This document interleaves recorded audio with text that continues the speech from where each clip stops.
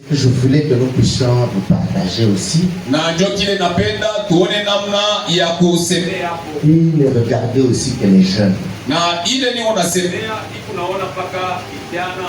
Alors, quand j'ai essayé de prendre toutes ces questions que j'ai demandées,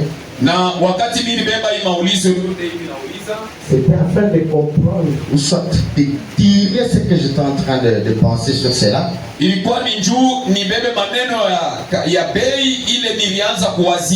Afin que je puisse vous demander qu'est-ce que le message pour vous?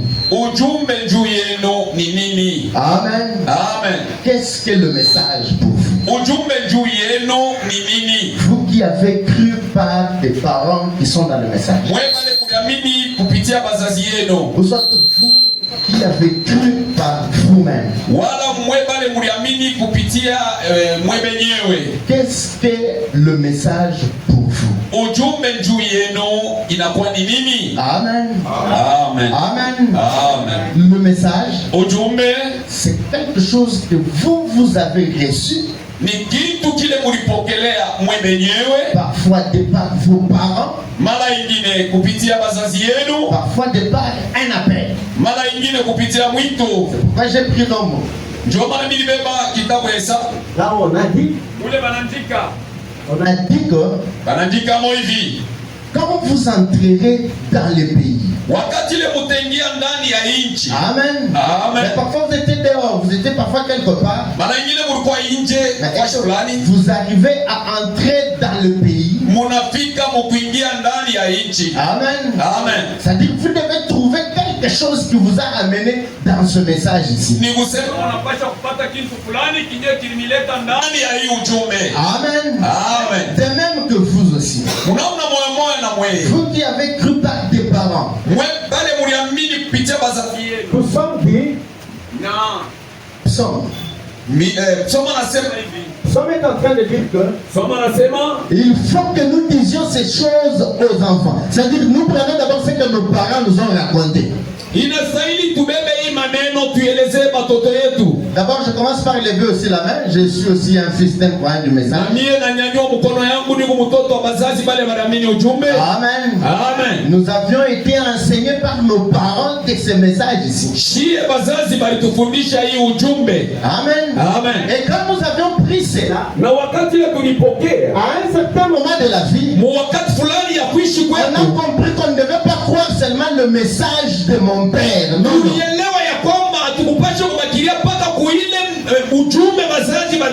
Parce qu'il y a cette difficulté-là jusqu'à aujourd'hui. Un enfant qui a eu ses parents dans le message, lui il dit que le message c'est ça la religion qu'il a trouvée aussi sur la terre. Alors pour lui, c'est parfois un endroit de pèlerinage. Il vient aussi seulement comme ça pour baptiser avec nous.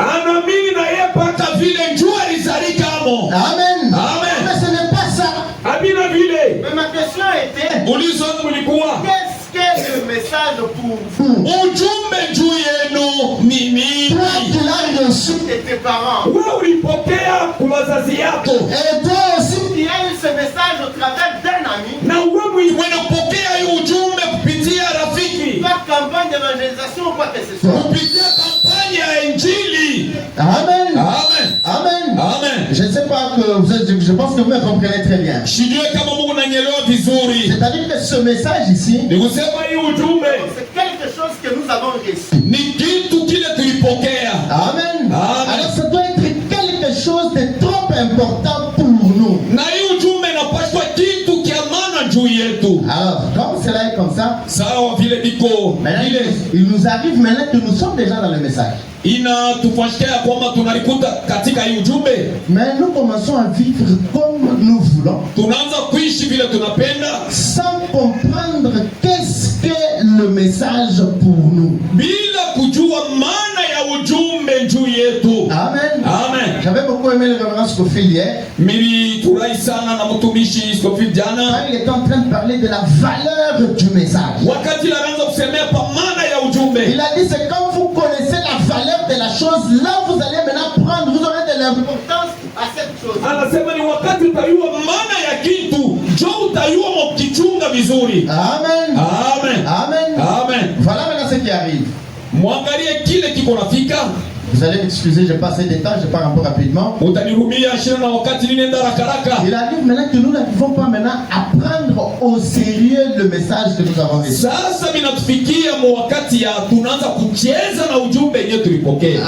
Amen. On n'en prend plus de l'importance comme on en avait trouvé le jour que nous l'avons rencontré pour la première fois. Maintenant, qu'est-ce qui amène tout ça? Je prends le premier point. Le comportement. La deuxième des choses. Les influences. Amen. Amen. C'est-à-dire vous n'êtes plus ce que vous devez être. À cause de quoi? À cause des comportements. À cause des influences. Vous qui êtes nés dans le message, vous avez écouté ce que nos parents nous ont dit. Et on nous oblige ici dans les psaumes. On dit que cela devait être perpétué encore même dans nos enfants. Toi tu as reçu le message. Tu veux que le message s'arrête seulement là où toi tu es. Mais quelle sera l'issue de ce message? Alors que vous êtes jeune, c'est vous qui pouvez prendre le message que vous avez reçu de vos parents. Il est perpétré à vos enfants. Pour que vos enfants aussi les disent à leurs enfants. Amen. Amen. Amen. Amen. Maintenant écoutez quelque chose. Je prends un exemple dans la Bible. Il y avait un monsieur qui s'appelait Naboth. Vous connaissez l'histoire de Naboth? Naboth avait son champ près d'Élie. Près de la maison d'Akab plutôt. Alors, les champs qu'avait Naboth, c'était les champs qui lui avaient légué par ses arrière-grands-parents. Aussi longtemps que dans la Bible, il a dit que l'héritage que vous avez, vous ne pouvez pas le prendre et puis le léguer à une autre tribu qui n'est pas la vôtre. Amen. Mais qu'est-ce que vous faites de l'héritage, le message que vous avez reçu de vos parents? Quelle sera l'issue de ce message demain après vous? Excusez-moi ce que je vais relater ici. Quand nous étions à l'école le dimanche, on avait une famille qui était très proche de la nôtre.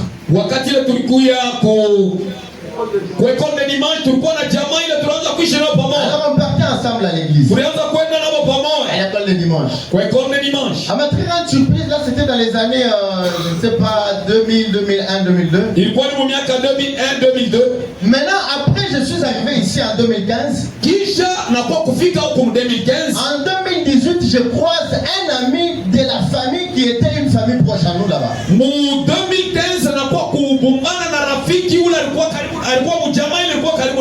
Maintenant je me demande comment ça va. Il fait longtemps on ne s'est pas vu. Même mon grand frère s'était marié dans cette famille là. Tu pries depuis que tu es ici. Il me dit que ah non bon vous savez Dieu nous appelle différemment. Moi je suis chez Sec là-bas. Excusez-moi. J'avais tremblé ce jour-là. Laissez ce glorieux message ici. Pour retourner à Sec là-bas où on ne sait même pas ce qu'on dit là-bas.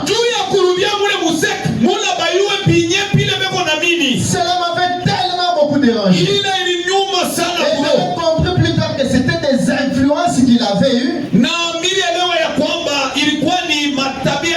ou soit qu'il avait reçu un comportement qui n'était pas à lui. Amen. Amen. Amen. Amen. Je suis dans Dieu tient sa parole. Je parle du comportement qui est arrivé du temps d'Akab pour qu'il aille attaquer Naboth qui avait son champ près de lui.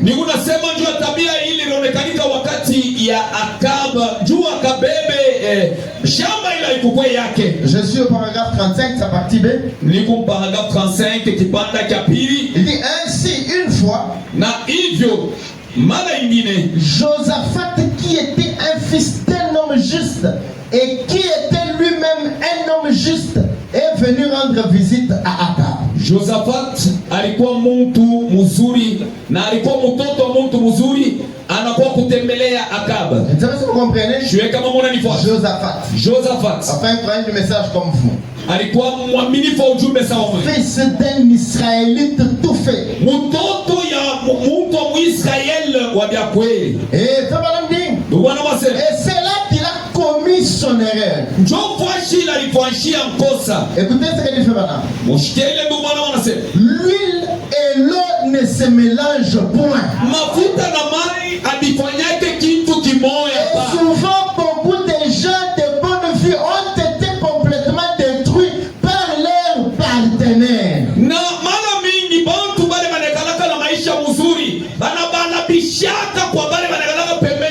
Je ne sais pas si vous comprenez. Si mon ami là s'était gardé pleinement dans le message, il ne pouvait pas être prêché par les gens des sectes et abandonner l'héritage que nous avons reçu de nos parents. Amen. Amen. Je vais me dire ceci. Dites-moi qui vous fréquentez.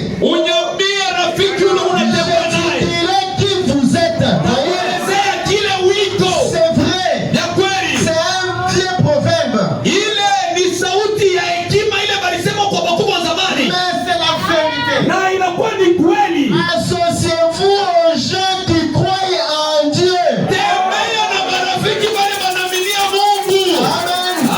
Amen. Amen. Tout cela c'est pour que nous puissions garder cet héritage qui nous est légué par nos parents.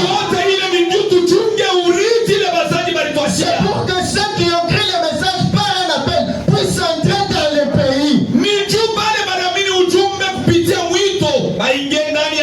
Amen. Je ne sais pas si vous me comprenez. Quand que vous entrez dans le pays, ce pays-là reste l'héritage. Amen. Ça reste tout ce que nous avons.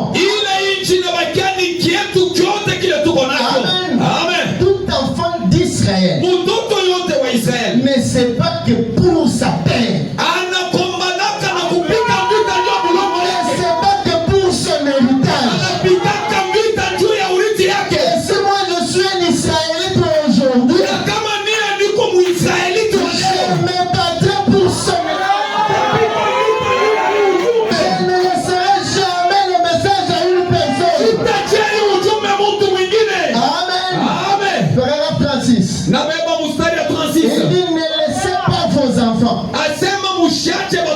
s'il court dans la rue faire un petit au sol de là-bas,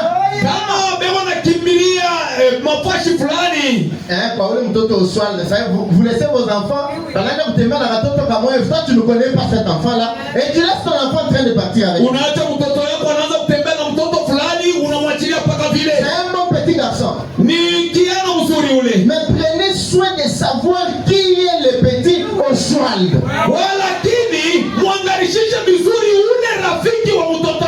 Ça c'est frère Branham qui parle. Amen. Il dit voyez qui est son père. Qui est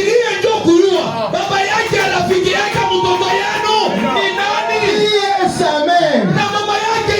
Le révérend a parlé ici. La maman qui s'habille mal. Le papa qui s'enivre. Et son enfant maintenant vient l'ami à votre enfant. Frère Branham est contre cette chose-là. Amen.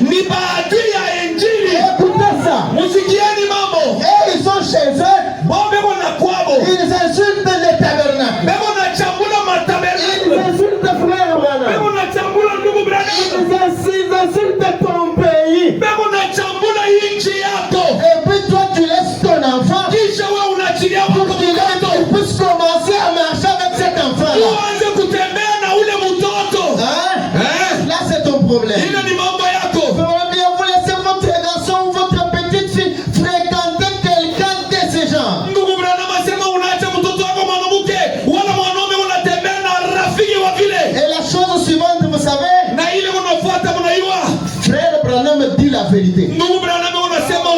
Il dit, il viendra agir comme ces petits Oswald.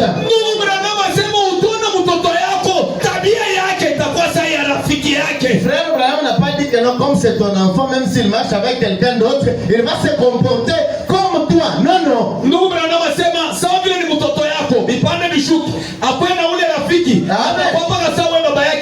que vous me suivez quand même? Ces petits-là ne vont pas faire que ton fils puisse vivre la parole. Amen. Amen. Observez vos partenaires. Même vous aussi. Même vous les jeunes que nous sommes aujourd'hui. Nous devons connaître avec qui nous allons fréquenter. Tout ça pourquoi? Ne perdez pas de vue. Ne perdez pas de vue. C'est pour garder notre héritage. Quand nous refusons de marcher avec n'importe qui, ce n'est pas pour rien. C'est pour garder l'héritage qui nous avait été légué. Ayez de bonnes fréquentations. N'allez pas dans des salles de billard avec ces garçons-là. Écoutez ce que dit Febala. Il dit, n'allez pas avec ces garçons-là. Il dit parce que vous pensez que vous pouvez les gagner à Christ.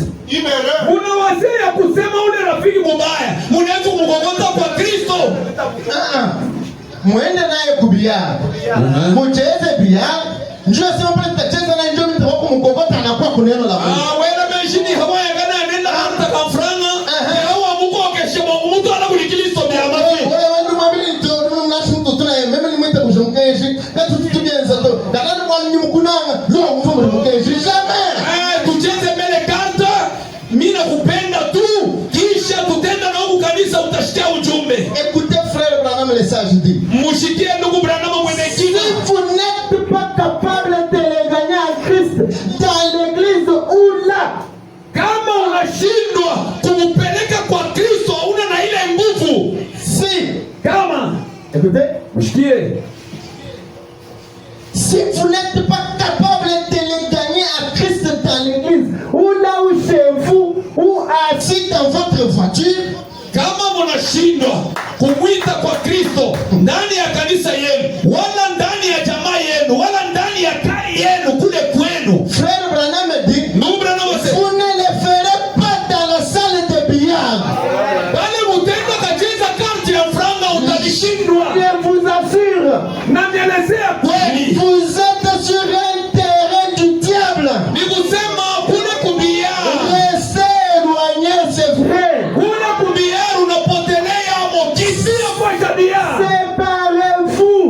Umakimbie. Dieu a dit, Mungu anasema, sortez du milieu d'eux et séparez-vous. Mutoke katikati yao. Mtenishane nabo. Alors, je vous recevrai. Mitamipokea. Dieu cherche quelqu'un qui a le courage de tenir bon. Mungu, hebu natafuta mtu yule kuna courage ya kushimama kushika kuneno. C'est ce que Dieu a toujours voulu. Jo ile Mungu anapendaka ni paka ile. Amen. Amen. Je suis en train d'insister sur ça. Ni unasema kabisa pa hii. J'ai lu une très longue lecture ici. Milisoma bilefu hapa. C'est pour une raison seulement. Ni juu ya mambo tu moja. Ne perdez jamais de vue usishinde kuona que celui qui ne croit pas le message. Ya kusema unashamini ujumbe. Il t'entraîne dans ce mouvement. Anaanza kukukokote mbele bisela. Toi tu penses que tu vas les récupérer. Wewe unawaza sema utamuita. Non, jamais. Apina vile. C'est toi qui vas perdre ton héritage. Wewe ndio utapotesha urithi yako. C'est toi qui vas perdre ce message. Wewe ndio utapotesha hii ujumbe. Amen. Amen. Et chaque homme de Dieu na mtu yote wa Mungu qui a jamais pris position de la Genèse à Apocalypse, et de l'Apocalypse à cet temps moderne, a désapprouvé le système ecclésiastique du monde.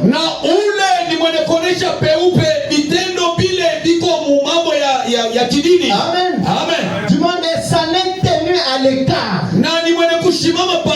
Il s'agit des églises du monde de son époque, du temps de Josaphat. Amen. Amen. Je ne sais pas si vous me comprenez. Je ne sais pas si vous me saisissez quand même. Amen. Amen. C'est ça que nous sommes en train de dire.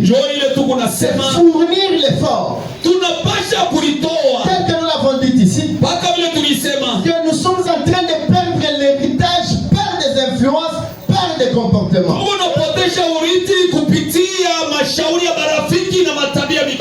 Amen. Amen. Amen. Écoutez, ça ne se termine seulement pas là-bas. Je suis dans 37. Aucune des églises là sondez les Écritures et sondez l'histoire et voyez. Martin Luther, John Wesley, Calvin, Knox, Finney, Sankey, qui que ce soit, voyez-les. Comment ils sont sortis du milieu de ces choses et se sont tenus seuls sur leurs convictions.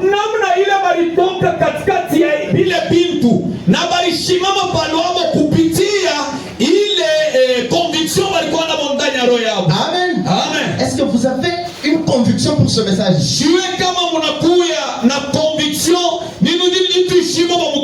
Amen. Amen. Si vous avez la conviction de ce message, vous allez laisser toute autre chose ici. Vous ne vous donnerez jamais à ce genre de choses. Parce que vous avez l'héritage. Amen. Amen. Il dit ceci. Et des fois, même dans votre propre famille, vous aurez à vous tenir seul. Amen. Surtout vous qui êtes venus au message par Dieu qui vous a appelé vous-même. Amen. Vous devez vous tenir seul. On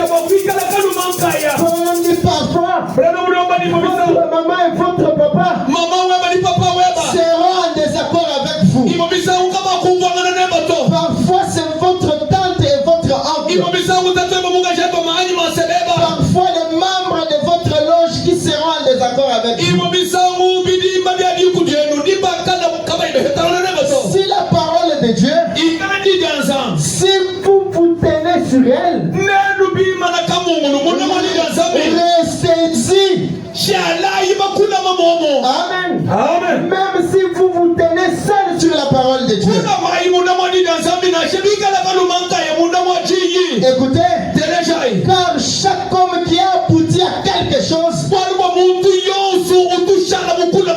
s'est tenu sur la parole de Dieu avec son témoignage. C'est vrai. En effet, c'est la seule voie pour atteindre le but, pour ne jamais perdre notre héritage. Amen. Écoutez maintenant, Madame dit quelque chose ici. Frère Madame est en train de nous réprimander. Il dit ceci: j'ai réprimandé l'église. Je suis dans tenir les sentiers de la vie. Paragraphe 21. Il dit j'ai réprimandé l'église. J'ai réprimandé notre peuple. J'ai réprimandé nos sœurs du fait qu'elles se coupent les cheveux. Je les ai réprimandées du fait qu'elles se maquillent. Je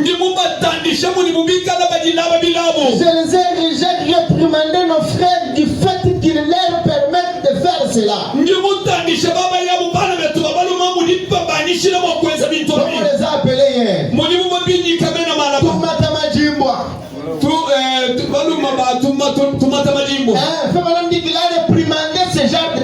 les frères. Il a repris ainsi que nos ministres et le reste comme cela. Parce que j'ai quelque chose contre eux. Mais là, écoutez la raison. C'est parce que je suis jaloux d'eux. Mais quand frère Branham me réprimande, il refuse que vous ne puissiez pas vous couper les cheveux. Il refuse que vous ne puissiez pas marcher avec la mauvaise compagnie. C'est parce que frère Branham a jaloux de eux, jaloux de vous. Écoutez, frère Branham dit ceci. Ils sont l'héritage de Dieu. Amen. Dieu ne peut pas seulement vous quitter le monde. Il vous amène dans le message. Et puis vous restez vous-même. Non. Il vous amène dans le pays. Il vous donne ce pays comme héritage. Maintenant vous aussi, vous devenez l'héritage de Dieu. Amen. Ce n'est pas l'héritage de Dieu ici. À moins que ça soit comme ça. Moi je suis l'héritage de Dieu. Qui ne l'est pas? J'ai vu beaucoup de sœurs qui ne sont pas l'héritage de Dieu ici. Qui est l'héritage de Dieu ici? Amen. Nous sommes l'héritage de Dieu. Amen. Alléluia. Frère Branham dit ceci. Je continue. Je suis dans au Seigneur encore une fois. Si vous êtes l'héritage de Dieu. Alors écoutez ce que dit Frère Branham. Paragraphe 33. J'ai prêché le 28 juin 63 matin. Le 28 juin, Frère Branham dit ceci. Alléluia. Amen. Si vous êtes la fille d'un roi, alors vous ne vous comportez pas comme le monde. Si vous êtes un fils du roi, ne vous comportez pas comme le monde. Nous savons que nous sommes des fils et des filles de Dieu. Écoutez, même si nous sommes ici dans un monde de ténèbres, de la mort et des chagrins,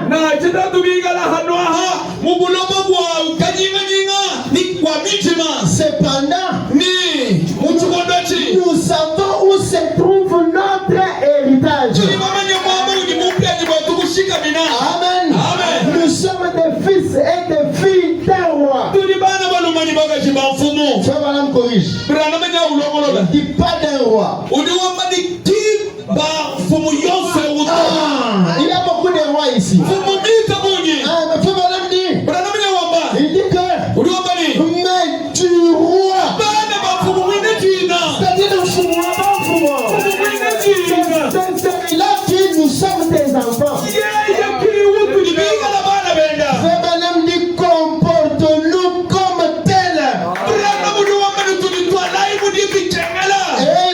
Amen.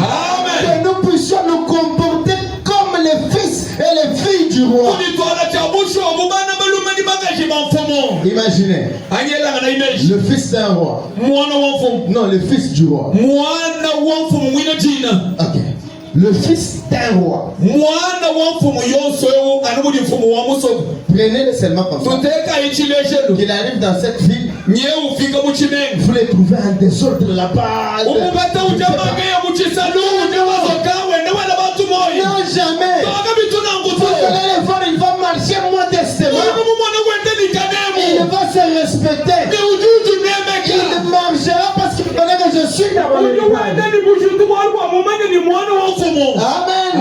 Alors qu'est-ce que moi je peux vous demander? De ne jamais perdre notre héritage. Par quoi que ce soit. Amen. Ne perdez jamais l'héritage qui nous est légué. Je vais dire comme Roi 21:3.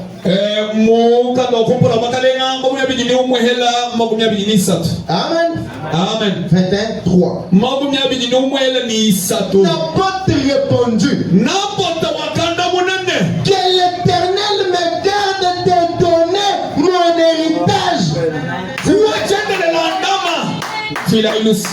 Que l'Éternel me garde de te donner l'héritage de mes parents.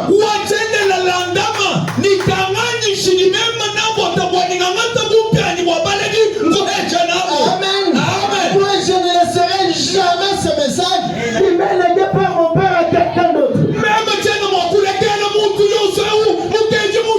Je ne le ferai à aucun prix.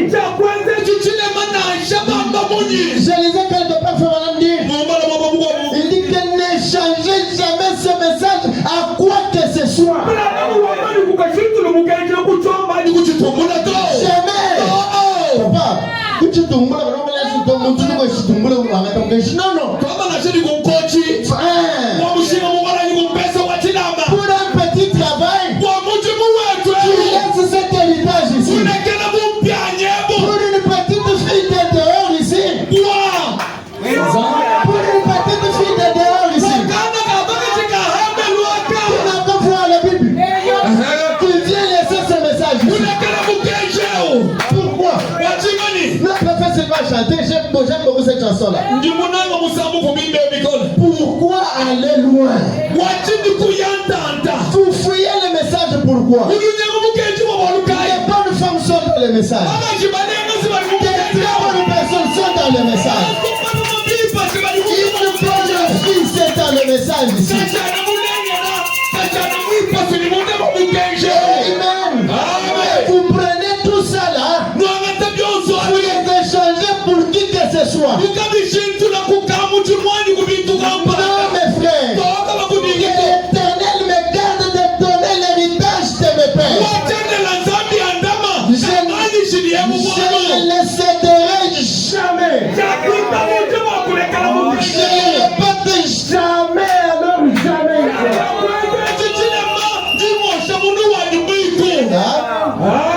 Amen. J'ai un peu beaucoup insisté comme ça. Parce que beaucoup de nous qui sommes nés dans le maison, dans les tabernacles, parce que naître dans le message c'est différent de naître dans les tabernacles. Amen. Bien naître dans les tabernacles comme tout enfant, oui. Maintenant vous devez faire ce que fait Madame dit dans ma famille. Et il dit que vous devez prier pour vos enfants. Pour que vos enfants puissent payer le même prix que vous avez payé pour votre salut. Amen.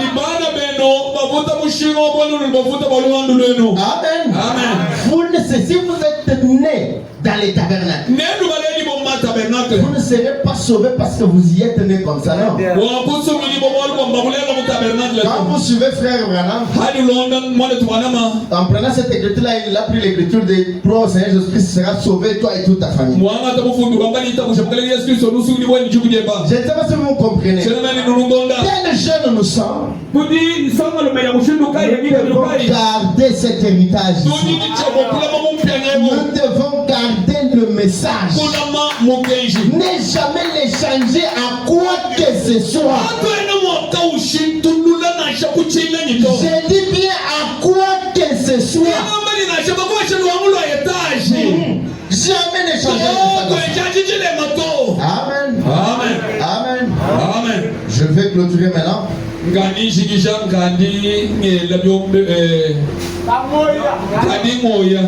La deuxième partie de la prédication. Je voulais relater une histoire de frère Branham. Vous me suivez? Je suis dans Viens et suis-moi. prêché le 1er juin 63. J'apprécie beaucoup cette petite histoire ici. Je suis au paragraphe 39. Frère, on relate l'histoire. Une fois, j'ai entendu une petite histoire concernant un homme.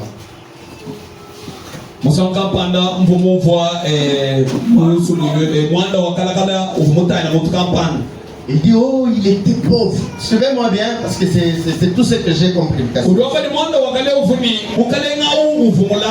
Et il voulait toujours... c'est comme un petit conte de fait. Mais il j'ai toujours gardé cela. Et un jour, il cueillit une fleur. Et cette fleur était magique. Suivez-moi bien. Et cette fleur lui parla et dit, j'insiste sur ça. Pour ceux qui sont venus dans le message, parfois pas passer par leur famille. Ils se sont rencontrés avec une petite fleur magique. Même vous aussi, qui êtes nés dans les tabernacles, après la prière de vos parents, vous rencontrez la petite fleur magique. Amen. Amen. Amen. Il dit un jour, et un jour, il cueillit une fleur. Et cette fleur était magique. Et cette fleur lui parla et dit, tu as été pauvre toute ta vie. Amen. Amen. Amen. Elle dit, maintenant, demande ce que tu veux, c'est cela qui sera donné.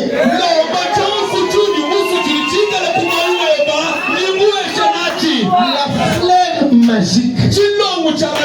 Amen. Amen. La fleur d'espoir. La fleur vie. Amen. Amen. Il dit, c'est le monsieur, le pauvre là, que cette montagne là-bas s'ouvre et que je puisse y entrer et y trouver de l'or.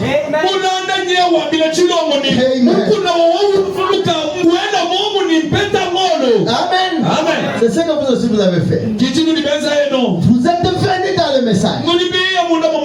Vous dites au message, vous lui dites que cette montagne là-bas s'ouvre, que je puisse prendre de l'or, que je puisse prendre la divinité. On nous a dit ici hier que nous sommes de Dieu. Amen. Amen. Bien. Dit-elle. La fleur. La fleur lui dit ceci. Est-ce que vous me suivez? La fleur lui dit, tu devras m'emporter avec toi partout où tu iras. Voyez, tu devras m'emporter partout où tu iras. Amen. Amen. Voyez-vous, tu devras bien m'emporter avec toi. De sorte que partout où je serai, tu puisses donc me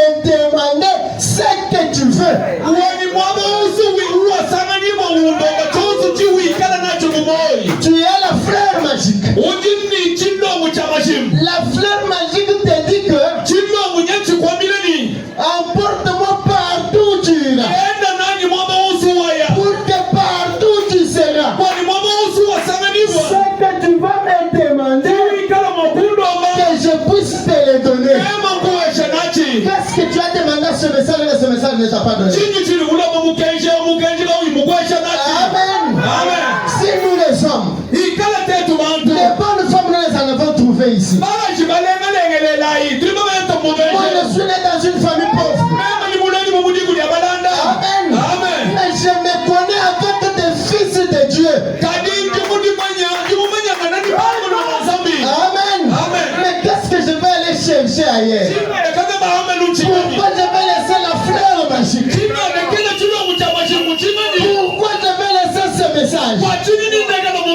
Pour que j'aille me rencontrer avec des gens qui fument la bouche qui sont mauvais. Non, jamais ça.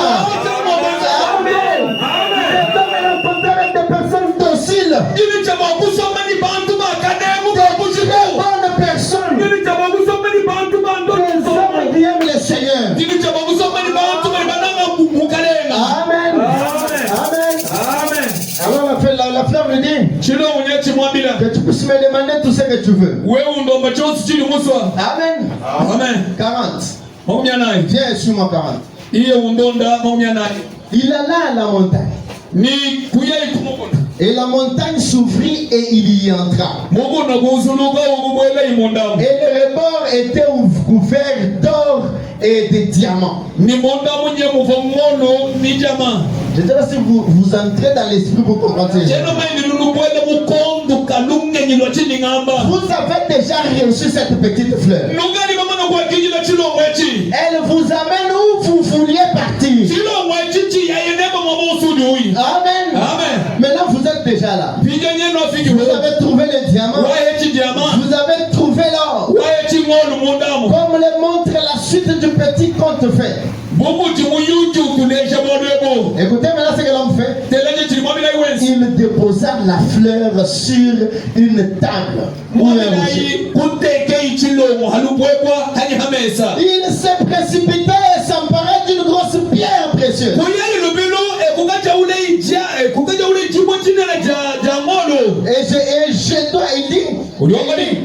Je dois aller montrer ceci à mes amis. Suivez-moi très bien. Qu'est-ce que le message pour vous? Pour moi, c'est la petite fleur magique. Amen. Et il s'est précipité sans parler d'une grosse pierre. Et il dit, je dois aller montrer ceci à mes amis. Et maintenant, je suis un homme riche. C'est comme ça dans le message. Nous avons des personnes ici. Quand ils étaient dehors, ils n'avaient rien. Ils se rencontrent juste avec un enfant du message. Il commence à manger le foufou chez lui. Il change seulement comme ça. Amen. Tout ça c'est quoi? Il a rencontré quelqu'un qui avait la pierre magique. Je continue. Maintenant, j'ai tout. Je dois montrer ceci. Amen. Et la fleur parla et dit, Amen. Tu as oublié la chose essentielle.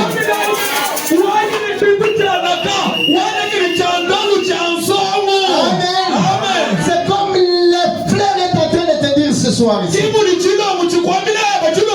N'oublie pas l'essentiel, mon frère. Pour la première fois, il a écouté le conseil.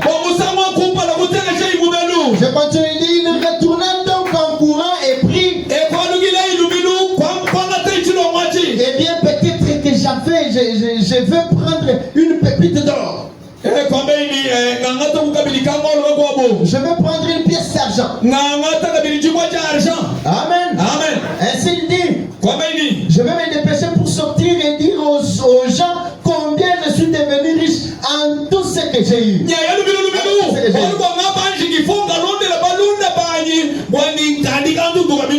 Il arrive à la porte. La fleur lui dit, mais tu as oublié l'essentiel. Il retourna encore en courant. Il dit ici dedans nous trouvons toutes sortes de matières. Ainsi il ramassa une pierre, il dit je vais prendre cette pierre et je montrerai aux gens de quel genre de pierre cette montagne est faite.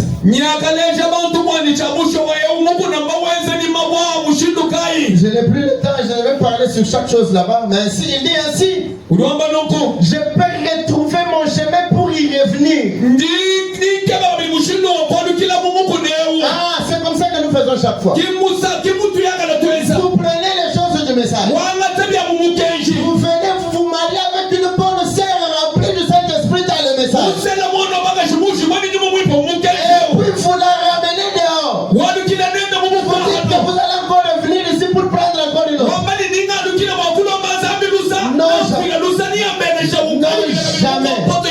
Non, jamais. Tirez attention, écoutez. Comme il franchissait la porte pour sortir, la flèche dit pour la dernière fois.